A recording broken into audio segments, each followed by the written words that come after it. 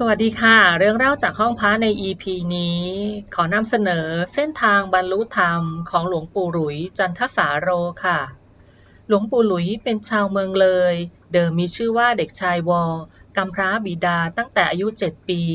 เมืองเลยในอดีตอุดมสมบูรณ์บ้านของหลวงปู่หลุยติดน้ำโขงบรรยากาศร่มรื่นท้องทุ่งนามีสะพานต้นไม้ใหญ่จำนวนมากแม่น้ำใสสะอาด ลูกเด็กเล็กแดงเล่นสนุกสนานกระโดดน้ำตูมตูมชีวิตวัยเด็กของหลวงปู่หลุยดูจะสนิทสนมและรักบิดามากครั้นสิ้นบิดาลงไปทำให้เด็กชายวอมีนิสัยช่างสังเกตช่างคิดเกินวัยของคนวัยเดียวกันเก็บเนื้อเก็บตัวบางครั้งบางคราวปลีกตัวไปนั่งดูน้ำเงียบๆคนเดียวโดยไม่ได้คลุกคลีเล่นกับเด็กวัยเดียวกันยามที่อยู่คนเดียวเด็กชายวอมักจะจมคุ้นคิดถึงหลักปรัชญาจนแม้แต่พี่สาวยังนั่งมองดูน้องชาย ว่าประสาทเพี้ยนไปแล้ว ดังนั้นเวลาที่เด็กชายวอเกิดอยากรู้เห็นอะไรที่พิสดารจึงมักจะเก็บเงียบไว้คนเดียว ในวันหนึ่งหลวงปู่หลุยในวัย9 ปีปลีกตัวจากคนอื่นมานั่งที่สะพานได้มองดูสายน้ำที่ใสลินสายน้ำกลายเป็นเพื่อนที่สนิทกันไปแล้วเด็กชายนั่งมองสายน้ำอยู่นานดื่มด่ำกับความเย็นสบายของสายน้ำพลันก็ให้ทวนนึกถึงคำสอนของครูที่โรงเรียนว่าเวลากับกระแสน้ำไม่รอใคร เด็กชายวอมองสายน้ำเพลินใจกระวัดเอาคำสอนของครูมาเปรียบเทียบกับชีวิตของตนว่าชีวิตมนุษย์ก็เหมือนกระแสน้ำเกิดมาแล้วก็ล่วงวันไปผ่านไปชีวิตมีแต่ล่วงไปทุกวันทุกวันไม่เคยหยุดอยู่กับที่เกิดแล้วทำไมไม่หยุดอยู่กับที่เคยพบเคยเห็นกันก็จากกันเหมือนใบไม้ที่ลอยลิ้วไปกับสายน้ำดูแต่บิดาท่านเมตตาอุ้มชูจูงเราหัวเราะกับเรารักเราอาทรเราอยู่ไม่นาน ก็ไม่มีบิดาอีกแล้วชีวิตน้อยนิดนี้ชีวิตนี้ช่างไม่มีอะไรเที่ยงจริงๆวันหนึ่งขณะที่นั่งเพลินอยู่ริมสะพานนั่งมองน้ำเพลินคิดเรื่องชีวิตต่างๆอย่างหมกมุ่นเกินวัยจิตตกผวังค์วูบลงเกิดนิมิตเห็นเป็นแสงสว่างสีสวยคล้ายรุ้งแต่ก็ต่างกับรุ้งที่ไม่เป็นโค้งขอบครอบขอบฟ้าเป็นแค่วงกลมลำแสงนี้เป็นลำแสงพุ่งขึ้นไปกลางฟ้าแล้วก็สว่างอยู่อย่างนั้น ไม่ทอดลำแสงลงมาแต่อย่างใด ลำแสงระยะต้นดูเป็นสีเทาดำไม่สว่าง ส่วนที่สว่างจ้านั้นเริ่มแต่ตอนกลางวันเป็นต้นไป ยิ่งนึกถึงปลายลำแสงก็จะยิ่งสว่างจ้าขึ้นหลวงปู่หลุยถามในใจว่านั่นแสงอะไร ในใจตอบกลับมาทันทีว่าแสงนี้แสดงนิมิตของชีวิตเรา ตอนต้นไม้ไม่สว่างเพราะเราอาภัพบิดาตายตั้งแต่เล็กชีวิตลำบาก ช่วงชีวิตระยะวันนั้นแสงก็พุ่งสูงสุดถึงยอด ถึงเป็นช่วงกลางของลำแสงหรือเที่ยงวันช่วงไกลกลางคนเริ่มที่จะเป็นคนที่มีชื่อเสียงเป็นที่รู้จักของคนทั่วไปแสงนั้นไม่ตกเลยความเป็นที่รู้จักของคนทั่วไปก็จะไม่ลดละลงเช่นกันหลวงปู่หลุยเล่าว่าในตอนในใจนั้นก็รู้สึกมาว่าต่อไปจะต้องออกบวชแบบพระกรรมฐานขณะนั้นยังเด็กไม่รู้จักว่าคำว่ากรรมฐานมาก่อนเลยแต่ในใจคิดเกิดขึ้นมาอย่างไรไม่ทราบคงเป็นเพราะนิสัยวาสนาที่เคยสะสมมาอบรมแต่ชาติก่อนๆมาบอกเตือนหลวงปู่หลุยเล่าย้อนสมัยวัยเด็กว่าอาโปกสินโดยธรรมชาติช่วงเวลาดังกล่าวนี้เป็นการหันเหจิตเข้าสู่ความสงัดวิเวกนั่นเป็นการเริ่มต้นของความคิดทางธรรมการเพ่งดูน้ำที่สงบเย็นในวันนั้นที่เป็นจริงก็เป็นแค่เพียงการภาวนาโดยอาศัยน้ำเป็นอารมณ์อันอาจเป็นอาโปกสินกสินน้ำของผู้รู้ต่อไปได้เด็กชายวอเป็นเด็กชายที่ฉลาดช่างซักช่างถามช่างเจรจาแสดงความคิดเห็นเกินอายุสำนวนโวหารดีจนเพื่อนๆเรียกหลวงปู่ติดปากว่าบาหมายถึงครูหรือพระชอบเรียนหนังสือเป็นชีวิตจิตใจ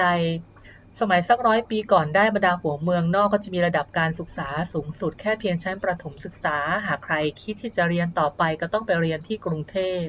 หลังจากที่เด็กชายวอเรียนจบชั้นประถมศึกษาอยากจะเดินทางไปเรียนต่อที่กรุงเทพจึงเข้าไปขออนุญาตมารดาแต่มารดาเห็นว่าลูกชายยังเล็กยังรู้สึกใจหายเป็นห่วงและรักลูกมากเพราะการเดินทางเข้าเมืองหลวงสมัยก่อนจะต้องฝากฝังไปกับกองคาราวานเกวียนของข้าราชการมีหลายครอบครัวที่ฝากฝังให้ลูกหลานติดตามกองข้าราชการ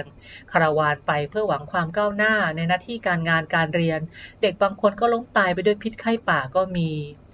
ความที่เคยอยู่ภายใต้ความรักของมารดาและคนใกล้ตัวพอถูกขัดใจในเรื่องนี้หลวงปู่หลุยสมัยเด็กๆย่อมรู้สึกงอนมารดาว่า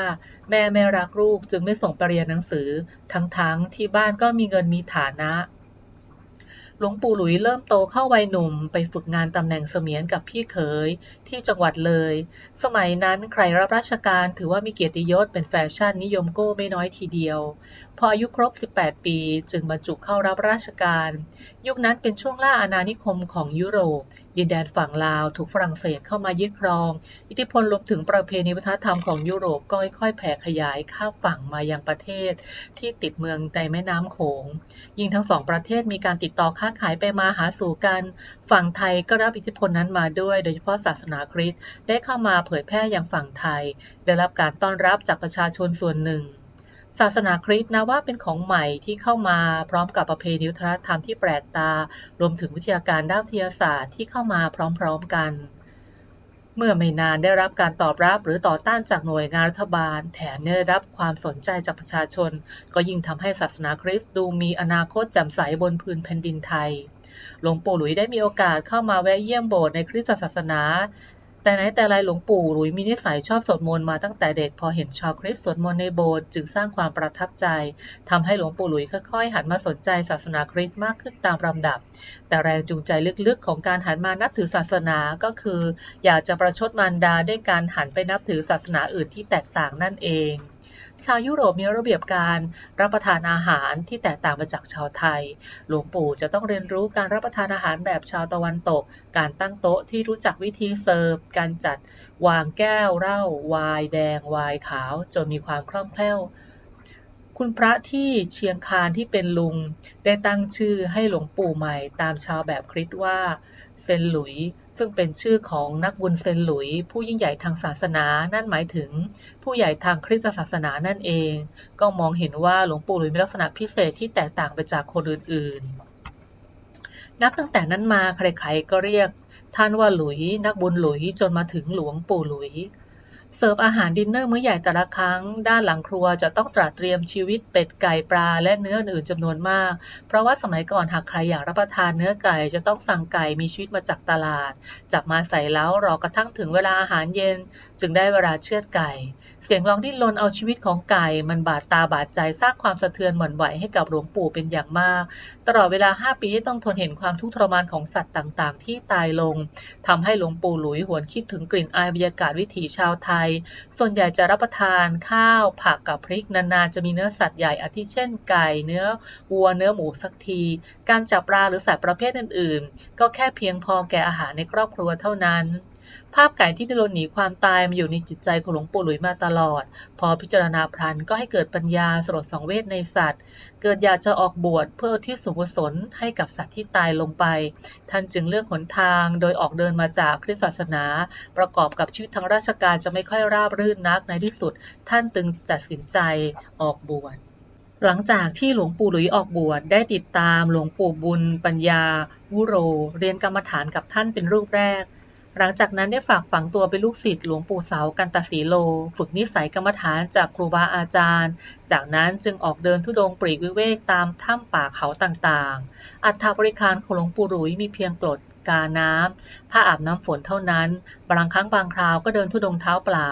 ท่านบอกว่าได้รู้สึกดีเวลาฝ่าเท้าเหยียบบนก้อนหินก้อนกรวดในปีพ.ศ.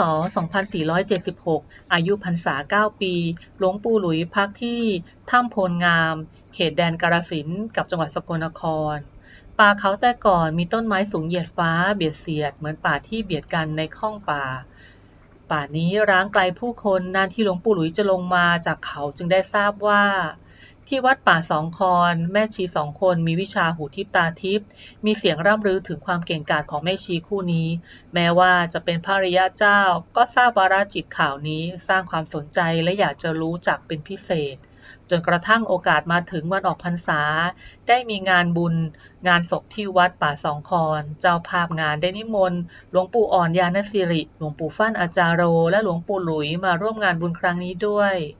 ในงานบุญหลวงปู่อ่อนและหลวงปู่ฟั่นได้ผลัดกันขึ้นเทศน์ให้ชาวบ้านและญาติโยมฟังแม่ชีทั้งคู่ได้มาฟังธรรมคราวนี้ด้วยหลวงปู่หลุยจึงได้สอบถามว่าแม่ชีนั่งฟังเทศน์ของหลวงปู่ทั้งสองแล้วเป็นยังไงบ้างแม่ชีอธิบายได้อย่างถูกต้องทำให้หลวงปู่หลุยรู้สึกประหลาดใจมากจึงถามต่อไปว่าแม่ชีทำได้อย่างไรรู้สึกได้อย่างไร แม่ชีจึงได้อธิบายวิธีภาวนาของตนให้ฟังอย่างละเอียดว่าเป็นการพิจารณากายานุปัสสนาสติปัฏฐานเรียกแบบภาษาอีสานว่าวิชาม้างกายคำว่าม้างเป็นภาษาอีสานแปลแยกออกเป็นส่วนหรือแยกหรือม้างกายจึงหมายถึงการรื้อกายเป็นส่วนๆแม่ชีทั้งสองถนัดการม้างกายเพราะฝึกฝนมากจนเกิดสมาธิเป็นอุคหานิมิตเป็นปฏิภาคนิมิตจากนั้นให้ดำเนินวิปัสสนาญาณไตรลักษณ์ให้เห็นกายเวทนาจิตธรรมเป็นอนิจจังทุกขังอนัตตาเรียนวิชาม้างกายจากแม่ชีเสร็จหลวงปู่หลุยเกิดร้อนวิชาอยากจะฝึกให้สำเร็จเร็วๆจึงรีบเดินทางกลับถ้ำระหว่างเดินทางเข้าป่าไปหัดวิชาม้างกายไปตลอดทางฝึกฝนอย่างดื่มด่ำไปกับความสุขกับวิชาม้างกายหลวงปู่หลุยเล่าว่าปฏิบัติไปอย่างลืมมืดลืมแจ้งลืมวันลืมคืนทีเดียวโดยคิดว่าผู้หญิงทำได้ทำไมเราจึงจะทำไม่ได้จะแพ้ผู้หญิงเขาหรือไรยิ่งคิดยิ่งมุมานะเจริญอิทธิบาทสี่หัดม้างกายอย่างเต็มสติปัญญาความสามารถคล้ายกับกระดูกจะแยกออกจากกันจะหลุดออกจากกันจริงๆเวลาเดินได้ยินเสียงกระดูกภายในกายลั่นกรอบแกรบตลอดเวลาหลวงปู่หลุยทดลองวิชาม้างกายกับทุกสิ่งทุกอย่างไม่ว่าจะเป็นต้นไม้ก้อนหินคนอื่นๆดังที่ได้จดบันทึกเอาไว้ว่าบางโอกาสนึกสนุกม้างต้นไม้แยกออกเป็นส่วนจนต้นไม้แตกลั่นดังเปรี้ยเปรี้ยทีเดียวม้างก้อนหินภูเขาดูสนุกที่สุดม้างสิ่งใดสิ่งนั้นจะแทบจะแตกแยกละเอียดลงเป็นผงธุรีจากนั้นกำหนดขึ้นมาใหม่ให้กายนั้นสิ่งนั้นกลับมารวมรูปขึ้นมาใหม่จากการกำหนดให้ทำลายลงเป็นผุยผงรวมพรึบลงขยายให้ใหญ่ปานภูเขาย่อให้เล็กลงเหลือเท่าหัวไม่ขีดไฟผลที่ได้จากวิชาม้างกายคือได้รู้วาระจิตของคนอื่นเห็นโอภาสรังสีของคนได้รู้เห็นสิ่งที่เคยเป็นอดีตของคนคนนั้นรวมถึงอนาคตที่จะตามมาอีกด้วยวิชาม้างกายจะเป็นวิชาที่ติดตัวท่านมาตราบเท่าจนบรรลุธรรมเลยทีเดียวอาจจะเป็นเพราะในอดีตหลวงปู่หลุยเคยปรารถนาบำเพ็ญพระโพธิญาณบรรลุพุทธภูมิเป็นพระสัมมาสัมพุทธเจ้าทำให้หลวงปู่หลุยมีนิสัยรักการศึกษาติดตัวมาตั้งแต่เด็กชอบอ่านหนังสือจดบันทึกความรู้ครูบาอาจารย์บันทึกประสบการณ์ธรรมะที่เกิดขึ้นเป็นช่วงๆโดยเฉพาะได้จดบันทึกธรรมะของหลวงปู่มั่นรวมถึงบุคลิกนิสัยของภรรยาเจ้าอีกหลายองค์อาทิเช่นหลวงปู่หลุยได้จดบันทึกนิสัยและปฏิปทาของหลวงปู่เสากัญจสีโลไว้ดังนี้นิสัยท่านอาจารย์เสานิสัยชอบก่อสร้างชอบปลูกพริกหมากไม้ลักษณะจิตเยือกเย็นมีพรหมวิหารทำจิตดุจแผ่นดินมีเมตตาเป็นสรณะเป็นคนพูดน้อยยกจิตขึ้นสู่องค์เมตตาสุขใสรุ่งเรืองเป็นคนเอื้อเฟื้อในพระวินัยทำความเพียรเป็นกลางไม่ยิ่งไม่หย่อนพิจารณา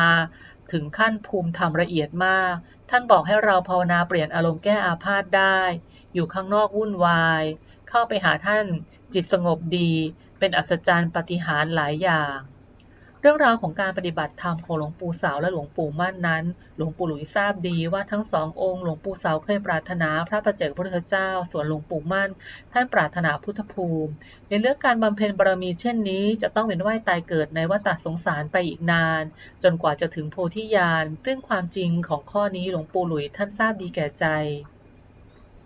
บรรดาคณาจารย์ล้วนทราบว่าหลวงปู่หลุยปรารถนาพุทธภูมิบำเพ็ญบารมีมาหลายภพชาติยังมีโอกาสได้เข้ามาเทศนาก็จะเห็นโทษภัยของการเวียนว่ายตายเกิดทำให้หลวงปู่หลุยหันมาพิจารณาว่าแม้แต่องค์หลวงปู่มั่นที่ประเสริฐเลิศลอยกว่าเราเป็นหมื่นเป็นแสนเท่ายังต้องเวียนว่ายตายเกิดเป็นสุนัขถึงอสงไขยชาติแม้แต่หลวงปู่เสาท่านเองก็ยังยอมเลิกปรารถนาพุทธภูมิหลวงปู่หลุยจึงละวางความปรารถนาในพุทธภูมิลงปากบอกว่าเลิกแต่ภายในใจลึกๆยังตัดไม่ขาดอย่างแท้จริงท่านได้บอกว่าผู้เคยปรารถนาพุทธภูมินั้นแม้จะละเลิกความปรารถนาแล้วก็ตามแต่สายใยแห่งความปรารถนาเดิมจะยังคงเหนียวแน่นอยู่การพิจารณาตัดขาดจึงทำได้ไม่ค่อยง่ายสายใยพุทธภูมินี้ซุกซ่อนอยู่ในก้นบึ้งของหัวใจโดยที่ตอนนั้นหลวงปู่หลุยเองท่านก็ไม่ทราบจนกระทั่งวินาทีบรรลุธรรมสายใยพุทธภูมิจึงเหนี่ยวรั้งไว้ไม่ให้เข้าถึงพระนิพพานหลวงปู่หลุยแสวงหาธรรมอยู่กับหลวงปู่บุญบ้างหลวงปู่เสาบ้างหลวงปู่สิงห์บ้างจากนั้นได้ทรงปลีกวิเวกเพื่อไปค้นหาข้อธรรมมีประสบการณ์ทางธรรมจิตรู้วาระจิตของบุคคลต่างๆผ่านอุปสรรคนานับประการจึงจะเข้ากราบตัวเป็นลูกศิษย์ของหลวงปู่มั่นที่ห้วยหีบจังหวัดสกลนครครั้งแรกที่หลวงปู่มั่นและเห็นหลวงปู่หลุยและทราบประวัติความเป็นมาก็มองออกว่าห ลูกศิษย์ใหม่คนนี้เหมือนตัวเองในแง่ที่ปรารถนาพุทธภูมิในด้านจิตใจแม้จะมีเมตตาธรรมสงเคราะห์ญาติโยมมามากแต่ยังมีความทรนงติดดีในโคตรวงพุทธภูมิทำปัญญาอยู่บ้างจึงเทศนาว่าแก้ติดดีนี้แก้ยากเพราะความไม่ดีนั้นแก้ง่ายเพราะเห็นว่าไม่ดีอยู่แล้วผู้ที่ติดดีต้องพยายามแก้หลายอย่างเพราะมันเป็นชั้นปัญญาที่เกิดขึ้นภายในมีพร้อมทั้งเหตุผลจนทำให้เชื่อจนได้วิปัสสนาไปสู่อริยสัจอยู่แล้วแต่ดำเนินไม่มีความรู้พอก็เกิดวิปัสสนูไปอย่าหลงในฌาน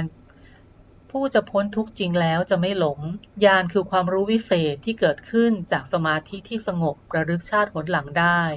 ญาณเหตุการณ์อดีตญาณรู้จักอนาคตรู้จักความนึกคิดของคนเป็นต้นล้วนเป็นวิชาอัศจรรย์ทั้งนั้นเมื่อติดอยู่ในสิ่งเหล่านี้ก็ทำให้ล่าช้าเข้าสู่อริยธรรมญาณนี้เป็นอุปกรณ์วิเศษแต่ในสมัยที่พระเทวทัตกลับเสื่อมได้เกิดทิฏฐิมานะแข่งขันสู้กับพระพุทธเจ้าญาณเหล่านี้มันน่าติดจริงวิเศษทั้งทางโลกีฉะนั้นฤาษีทั้งหลายติดฌานอันนี้ระหว่างภาษานี้เองเกิดสงครามโรคครั้งที่2ประเทศไทยได้เข้าสู่สงครามโรคเช่นกันทำให้เกิดความยากลำบากไปทั่วเมืองชาวบ้านเริ่มขาดแคลนเครื่องอุปโภคและข้าวยากหมากแพงข่าวของสงครามแพร่สะพัดไปทั่วจนมาถึงที่วัดเช่นกันบางครั้งหลวงปู่หลุยรู้สึกเป็นห่วงบ้านเมืองห่วงประชาชนเกรงว่าภัยสงครามจะลุกเข้ามาสู่ห้วยหีบแต่เพราะได้อยู่ใกล้กับหลวงปู่มั่นคงไม่มีโอกาสให้ปล่อยได้ให้เกิดขึ้นง่ายๆท่านจึงได้พักอยู่ใกล้ๆและหมั่นเพียรแวะเข้ามาฟังธรรมะจากหลวงปู่มั่นอย่างสม่ำเสมอการที่อยู่ในรัศมีของบารมีครูบาอาจารย์ทำให้จิตมีความระมัดระวังมากมีความประมาทน้อยในบันทึกช่วงหนึ่งที่เขียนไว้ว่าจิตได้วิเวกบังเกิดความกลัวต่อสู้ทางอากาศพิจารณากายปฏิภาคนิมิตคิดถึงบุญคุณของท่านพระอาจารย์ใหญ่มากสู่วิเวกคนเดียวมีความสุขมากจิตพึ่งธรรมะไม่พึ่งคนอื่นขณะที่หลวงปู่หลุยพำนักอยู่กับหลวงปู่มั่นที่จังหวัดสกลนครตามประสาคนดีมีวิชาเพิ่งจะออกมาจากป่าใหม่ๆจึงอยากจะดูจิตของอรหันต์เป็นอย่างไรโดยใช้วิชาม้างกายแอบดูหลวงปู่มั่นเพราะวิชานี้ใช้ดูได้ว่าคนไหนมีบุญมีวาสนามีนิสัยอย่างไรสามารถเห็นแสงแห่งจิตของคนได้ด้วยวันดีคืนดีหลวงปู่หลุยก็ใช้วิชาม้างกายแอบดูจิตของหลวงปู่มั่นซึ่งเรื่องนี้ต้องมีเทคนิคในการแอบดูแม้จะถูกจับได้และโดนดุบ่อยครั้งหลวงปู่หลุยก็บอกว่าแอบดูจิตหลวงปู่มั่นเป็นแสงแดงจ้าสว่างออกข้างแดงตลอดเวลาที่อยู่กับครูบาอาจารย์หลวงปู่หลุยได้เร่งความเพียรโดยใช้การทำสมาธิวิชาม้างกายที่มีความชำนิชำนาญมาเอามาใช้ฝึกจิตอย่างเข้มข้นชนิดยอมตายถวายชีวิตตามคำสอนของหลวงปู่มั่นคือสู้ไม่ถอยต่อกิเลสโดยใช้กายนี้เป็นฐานเจริญสติดังนี้พิจารณากายให้มากเป็นอุคหานิมิตพิจารณาอุคหานิมิตให้มากเป็นปฏิภาคนิมิตพิจารณาปฏิภาคให้มากจิตรวมเป็นอริยสัจเห็นแจ้งด้วยญาณสัพพยุตเกิดขึ้นมาเรียกว่าอุทาคามินีวิปัสสนาทำให้ที่นี้ให้ชำนาญเห็นพร้อมด้วยการรวมใหญ่มีญาณสัพพยุตทวนกระแสแก้อนุสัยสมมุติเป็นวิมุตติจากนั้นจึงถ่ายทอดด้วยการเจริญวิปัสสนาด้วยการเจริญอสุภกรรมฐานให้เชี่ยวชาญสามารถย้อนทวนหลวงปู่อธิบายต่อไปว่าการพิจารณากายต้องให้ก้าวเข้าไปถอยออกมาเป็นอนุโลมปฏิโลมจะทำให้ชำนาญต่อไปเป็นจิตเองย่อมจะรวมใหญ่จึงเห็นความเป็นอันเดียวกันทั้งหมดของโลกเป็นธาตุทั้งสิ้นนิมิตจะปรากฏขึ้นพร้อมกันทั้งโลกโรคราบดุจหน้ากรองเพราะมีสภาพเป็นอันเดียวกันอริยสัจเป็นที่แก้สมมุติในจิตเมื่อสงครามโรคสิ้นสุดลงหลวงปู่หลุยเริ่มออกเดินทางไปตามป่าธุดงค์แสวงหาความวิเวกหลายปีจนครั้งสุดท้ายหลวงปู่หลุยได้พักที่ถ้ำกองเพลนกับหลวงปู่ขาวผู้เป็นสาธรรมิกท่านทั้งสองได้แยกองค์พักกันคนละที่ในตอนนั้นหลวงปู่ขาวบรรลุธรรมที่จังหวัดเชียงใหม่แล้วแม้หลวงปู่หลุยจะเพียรพยายามปฏิบัติธรรมหลาย10 ปีแต่ท่านยังไม่บรรลุธรรมจึงได้ถามตนเองว่าตัวเรานั้นเป็นอย่างไรถึงทำไม่ได้เพื่อนเราซึ่งบวชพร้อมกันกับเราทำไมท่านทำได้เราเป็นอย่างไรไม่ได้กินข้าวเหมือนเขาหรือเลือดของเราไม่สีแดงเหมือนเขาหรือท่านไม่หิวไม่กระหายไม่หนาวไม่ร้อนไม่เจ็บไม่ไข้ดีกว่าเรากระนั้นหรือ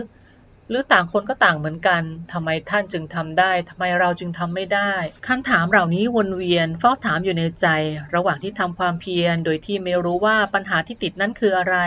ยิ่งเฝ้าถามคำถามก็มากขึ้นหลวงปู่หลุยยิ่งทำความเพียรให้มากขึ้นเท่านั้นระหว่างที่ค้นหาคำตอบอยู่นั้นพลันหลวงปู่หลุยก็นึกได้ถึงคำสอนของหลวงปู่มั่นที่ว่าท่อนซุงต้นใหญ่ๆนั้นมันไม่เข้าตาใครหรอกเส้นผมเล็กๆนั่นต่างหากที่จะเข้าในดวงตามันกำบังไม่ให้เห็นท่านถามตนเองว่าอาจจะเป็นไปได้ไหมว่าปัญญายังไม่เกิดขึ้นปัญญาซึ่งเป็นประดุจเส้นผมบางภูเขาซึ่งเรานึกไม่ออกแต่คนอื่นท่านนึกออกหลวงปู่ขาวเห็นกริยาของสัตธรรมิกรู้ทันทีว่าเกิดอะไรขึ้นแต่เนื่องจากท่านเป็นคนจิตใจงามมองทะลุว่าเส้นผมบางภูเขาของหลวงปู่หลุยคืออะไรแต่ไม่สามารถบอกตรงๆได้พอตกกลางคืนหลวงปู่ขาวได้มาสนทนาธรรมกับหลวงปู่หลุยโดยเล่าถึงประสบการณ์ปฏิบัติธรรมของหลวงปู่มั่นที่จังหวัดเชียงใหม่ว่าในขณะนั้นเองหลวงปู่ขาวนั่งภาวนาจิตอย่างไรจิตไม่ยอมสงบรู้สึกเบื่อความแม่วไหนของตนเองรู้สึกโกรธเลยต่อว่าตนเองจิตกระด้างทำสมาธิไม่ได้น่าจะลงนรกไปซะ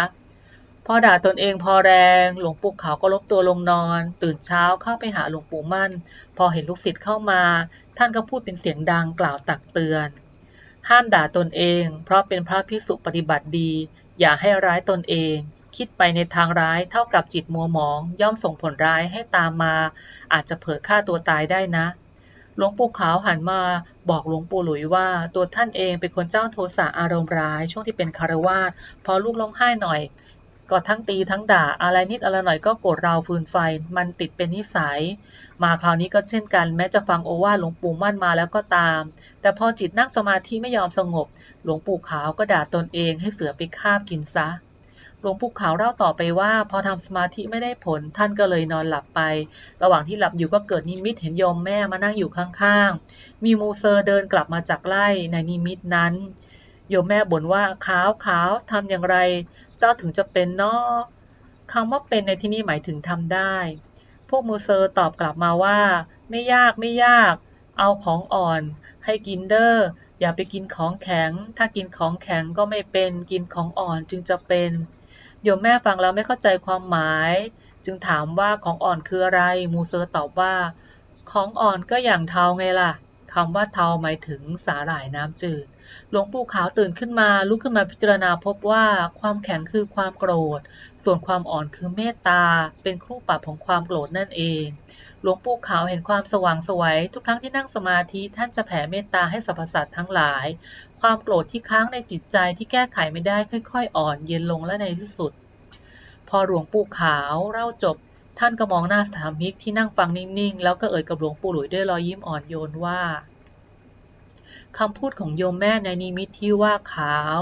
ต้องกินของอ่อนเด้อมันแจ่มแจ้งอยู่ในใจถ้าไม่มีนิมิตอันนี้ผมคงคิดไม่ออกมันเป็นเส้นผมบางภูเขาจริงๆคำพูดของหลวงปู่ขาวสะดุดใจหลวงปู่หลุยอย่างแรงตลอดคืนหลวงปู่หลุยได้เฝ้าพิจารณาคำพูดของสาธรรมิกค้นหาคำตอบในหัวใจตนเองช่วงเวลาหลายสิบปีบนเส้นทางธรรมหลวงปู่หลุยเองก็ทราบดีว่าในอดีตชาตินั้นท่านเคยปรารถนาพุทธภูมิเพราะต้องการบรรลุธรรมด้วยตนเองโดยไม่ฟังคำสอนจากใครแต่ในใจลึกๆยังตัดความรู้สึกตรงนั้นไม่ได้หลวงปู่หลุยท่านอธิบายว่าท่านเองไม่ทราบว่าพอเริ่มต้นปรารถนาพุทธภูมินี้มานานเท่าไหร่แต่ทราบว่าผู้ปรารถนาพุทธภูมินั้นไม่ว่าจะเกิดย่อมไม่ทิ้งทานศีลภาวนาไม่ทิ้งการสงเคราะห์ฝูงชนเป็นอย่างยิ่งไม่ทิ้งเมตตาแก่สัตว์ทั้งหลายเสมอภาคกันเกิดภพใดชาติใดภพน้อยภพใหญ่ย่อมไม่ทิ้งการสร้างพระบารมีเป็นบารมีที่เป็นไปเพื่อการตรัสรู้ไม่ใช่บารมีเพื่อการตัดภพชาติเกิดมาในภพชาติของหลวงปู่หลุยล้วนได้ผ่านพบเจอบิดามารดาญาติพี่น้องคู่บารมีบริวารประชาชนที่เคยร่วมสร้างกุศลหวังพึ่งบารมีเป็นเอกชาติไม่ถ้วนทำให้มีสายใยต่อกันบ้างบางครั้งเกิดความหวั่นไหวการค้นพบคือการที่หลวงปู่หลุยยอมรับความจริงที่ปฏิเสธมาตลอดทำให้ท่านรู้สึกปลอดโปร่งโล่งใจหลวงปู่หลุยพอเข้าใจว่าปัญหาที่มีนั่นคืออะไรท่านจึงออกเดินทางธุดงค์ไปบำเพ็ญเพียรอย่างที่ต่างๆจนไปถึงถ้ำกกอกโดยแบ่งตารางเวลาตื่นตี 3ลุกขึ้นภาวนาจนเกือบสว่างพระอาทิตย์ขึ้นทำภารกิจส่วนตัวเล็กน้อยจากนั้นจนพบค่ำภาวนาอย่างต่อเนื่องแท ทบจะไม่ได้ฉันอาหารเลยตั้งแต่พบค่ำจนถึง3 ทุ่มก็เดินจงกรมจากนั้นนอนเพียง4 ชั่วโมงทำความเพียรจนร่างกายทนไม่ไหวล้มป่วยยิ่งไม่สบายหลวงปู่ยิ่งเร่งความเพียรอย่างมากเป็นทวีคูณโดยใช้มรณสติเข้ามาพิจารณาอาการป่วยไข้เข้าใจว่าตนจะตายอยู่แล้วร่างกายแปลกมากเป็นลม1อ่อนเพลีย1จิตวิตก1วิจารณ์ในตาย1จิตไม่ฝักใฝ่1ไม่ทะเยอทะยาน1จิตมัธยัสถ์ในการภาวนาเตรียมตัว1ไม่อยากรับแขกให้เวลาล่วงไปชอบสันโดษมากน้อยในปัจจัยให้พิจารณาสังขารเป็นเรื่องของเขาให้รู้ตามความเป็นจริงเพราะการแสดงอยู่เป็นนิจทุกอิริยาบถนั่งนอนเดินยืนสังขารแปรปรวนเสมอไม่ขาดสายให้ผู้ที่รู้นั้นไม่ร้อนไม่หนาวไปตามเมื่อรู้ตามความจริงแล้ววางสภาพได้เรื่องของสังขารบังคับบัญชาเขาไม่ได้เขาไม่อยู่ใต้อำนาจของใครร่างกายไม่ได้เกิดมีแต่แปรเปลี่ยนไปเรื่อยๆไปหาความตายจิตอาศัยกายยังมีแตกดับอาการเจ็บป่วยดูเหมือนจะไม่หายเดี๋ยวดีขึ้นเดี๋ยวทรุดลงยังคงแปรปรวนจนรู้สึกว่าล้มตายอยู่บ่อยๆไม่มีความรู้สึกอยากอาหารหรือปรารถนาจะนอนแต่อย่างใดหลวงปู่หลุยเล่าให้ฟังว่ายิ่งทุกข์ทรมานมากเท่าไรเวทนามากเท่าไรรายกับว่ามันเป็นเชื้อเพลิงที่โหมใส่สติปัญญาให้หมุนเป็นเกลียวขึ้นมาในใจราวกับมันคือศัตรูที่ต้องการจะชนะให้ได้ช่วงวิกฤตหัวเรี่ยวแห่งธรรมของหลวงปู่หลุยท่านพลังลึกถึงวิชาที่ท่านคุ้นชินนั่นคือวิชาม้างกายที่สมัยก่อนเน้นไปทางสมถะมากกว่าปัญญาท่านจึงใช้วิชาม้างกายแบบวิปัสสนาเป็นอาวุธลับสลาตาประหัตประหารกิเลสให้ขาดสิ้นหลวงปู่ท่านบันทึกว่าม้างกายให้ฉลาดม้างกายด้วยไตรลักษณ์ม้างอนุสัยให้ฉลาดทางจิตและเจตสิกรวมทั้ง2 ประเภทแก้เกิดในไตรเพศว่าเป็นทุกข์อนิจจังอนัตตารวมทำ2 ประเภทชำระกิเลสออกจากดวงจิตจนเห็นไม่ถือไปเกิดอีกในภพหน้าม้วนกลมเป็นปัจจุบันพระอรหันต์ไม่ก่อเกิดกิเลสในปัจจุบันละกิเลสทั้งอดีตและอนาคตไม่ทำกิเลสเกิดขึ้นในปัจจุบันเสวยความสุขในปัจจุบันกว่าจะเข้านิพพานเป็นครั้งสุดท้ายปัญญาพาค้นคว้าดำเนินไปจิตก็เป็นไปตามหมุนเป็นเกลียวอย่างไม่หยุดยั้งลืมมืดลืมแจ้งลืมวันลืมคืนบางเวลาจิตม้วนกลมลงสู่จิตเดิมจิตหดบ้างบางเวลาปัญญาหมุนติ้วจิตเหินตามไปที่สุดของจิตซึ่งหลวงปู่เคยคิดว่าอยู่ไกลแสนไกลประดุจอยู่ปลายสายสุดแสงสะพานลุ้งก็กลับดูใกล้แทบจะเอื้อมมือถึงได้บางเวลาก็เกิดปิติปลื้มคิดว่านี่แหละถูกแล้วใช่แล้วจิตกลับตกมาใหม่เกิดสะดุดหยุดยั้งเพียรซ้ำทำซ้อนล้มแล้วลุกลุกแล้วล้มลุกคลุกคลานอยู่องค์เดียวจิตที่ถูกทรมานลงแทรกกำราบมาอย่างหนักสุดท้ายก็เหนื่อยอ่อจิตว่างจิตสงบจิตไม่กำเริบจิตคงที่ไม่ปรวนแปรไปตามสังขารจิตไม่ขึ้นไม่ลงราวกับว่าสุดสะพานลุ้งนั้นจะพุ่งสู่อวกาศเป็นอันเวิ้งว้างจิตที่เคยว้าเหวบัดนี้มีที่พึ่งแล้วจิตท่านเกษมค่ะนี่ก็เป็นสภาวะบรรลุธรรมที่เกิดขึ้นกับท่านหลวงปู่หลุยซึ่งได้เมตตาเล่าให้กับลูกหลานได้ฟังกันนะคะขอบคุณค่ะสำหรับการรับฟังขอบคุณสำหรับการกดไลค์กดแชร์กด Subscribe ติดตามเพื่อรับฟังเรื่องเล่าจากห้องพระใน EP ถัดไปบุญรักษาทุกท่านนะคะสวัสดีค่ะ